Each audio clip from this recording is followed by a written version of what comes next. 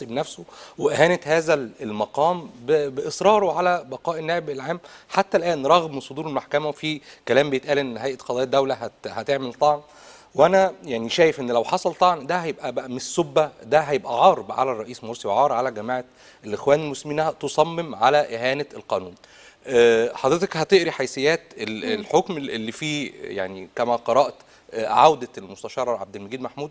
أنا شخصيا يعني برفض عودة المستشار عبد المجيد محمود، مش مخالفة للقانون عشان يعني الوضع والملائمة السياسية، وأرفض بقاء المستشار طلعت عبد الله حتى الآن، وأرى إن استمراره ويعني إصراره وإصرار الرئيس على بقائه حتى الآن هو إهانة لنفسه وإهانة لهذا المنصب وإهانة لهذا المقام.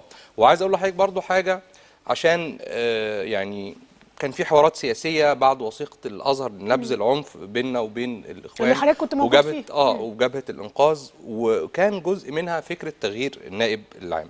فجماعه الاخوان كانت شايفه ان احنا النائب العام لو اتغير ما نضمنش النائب العام الجديد هيجي يبقى شكله ايه. في طبعا يعني كلام نضمن ازاي؟ احنا أيوة. عايزين نائب عام رجل قضاء، ما احنا ولا عايزين نائب عام رجل قضاء للاخوان ولا عايزين نائب عام للمعارضه، احنا بالزبط. عايزين نائب عام لكل المصريين.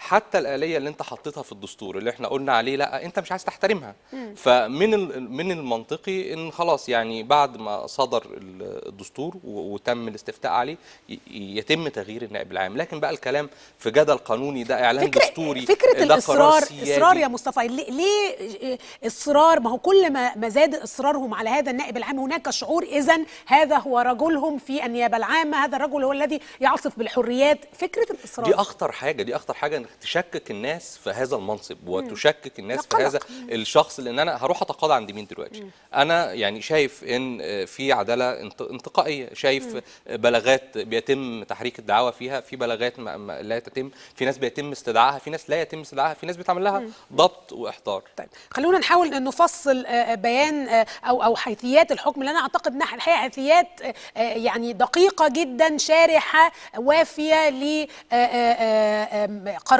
او حكم محكمه استئناف القاهره بالغاء الحكم او القرار الصادر، القرار الجمهوري الصادر بتعيين المستشار طلعت عبد الله. نسمع تفصيل اكثر من الشق القانوني من الاستاذ نجاد البرعي الناشط الحقوقي. استاذ نجاد مساء الخير. مساء النور.